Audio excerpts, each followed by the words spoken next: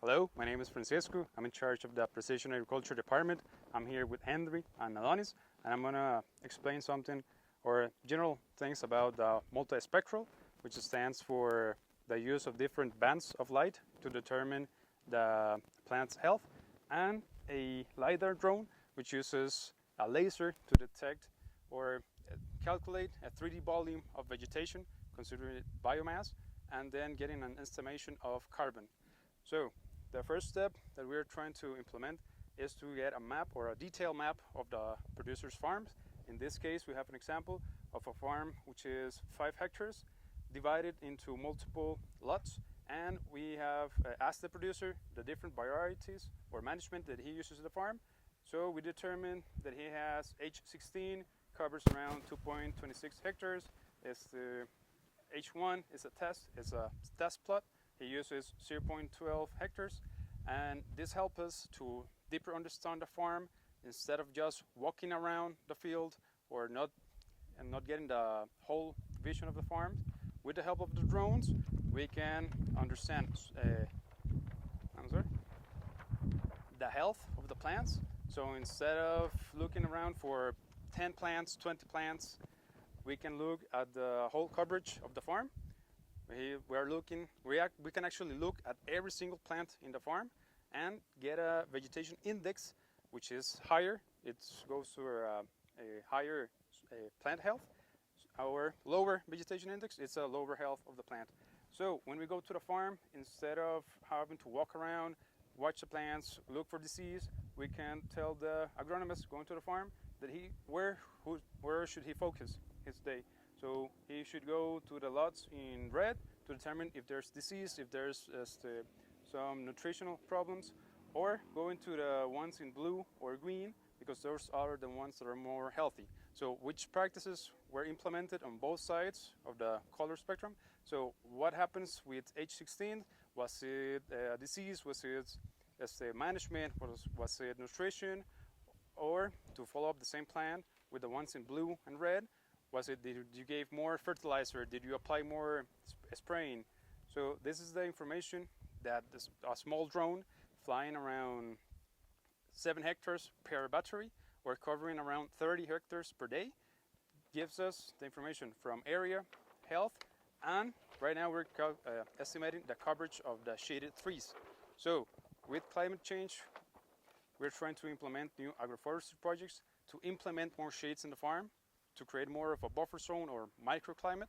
So the first recommendation for the farmer is to use better products for the soil, better products for the management. But one of our main focuses is to plant more shade.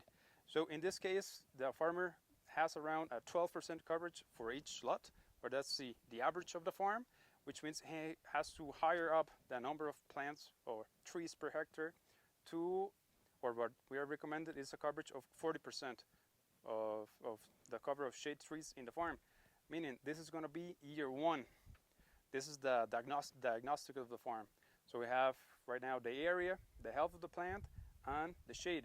So some areas that were red in the plant health map actually have less shade than the ones that were in blue. So there's a correlation between the amount of sunlight hitting the plant, which in turn is more stress for the plant and allows the disease to get a bit easier. And the different side is when you have more shaded trees, you create more of a buffer zone, and it helps the plant fight off the disease. We're not recommending 100% coverage of the farm, because that's higher humidity, lower shade may induce more the fungus or bacteria. So the percentage we would like to manage for every farmer is around to 40 to 60%.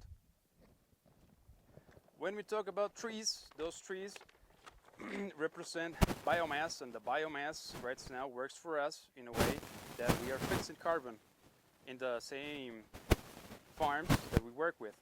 So we are developing a new algorithm to work with a sensor, which is LiDAR, or light emitting detection and ranging. So it detects the distance between the drone and the vegetation. It creates multiple points going around 400 million points per hectare. It creates a 3D space of the farm, and the height of the trees, the volume of the plant. And we use the algorithm to determine the height of the plant, the type of plants, if it's coffee, soil, it's trees, and we segregate all of those just to get the information of the trees. What's the height, the size of the trunk, and we see a 3D path of the tree, and we determine the highest distance between each of its sides, of the highest distance between the diameter of the trunk, and we use the height of the tree to calculate its biomass. So at the end, we can segregate whatever is in brown is soil, or in white is the vegetation, and we can actually calculate a 3D approximate volume of the plants, and then see how much carbon is being fixed per hectare for every farm. So in all of a value chain, we would be fixing around, or let's say, a ton of carbon per hectare just in the soil, or how many tons of carbon in the biomass. So that's all add up from having better practices in the farm.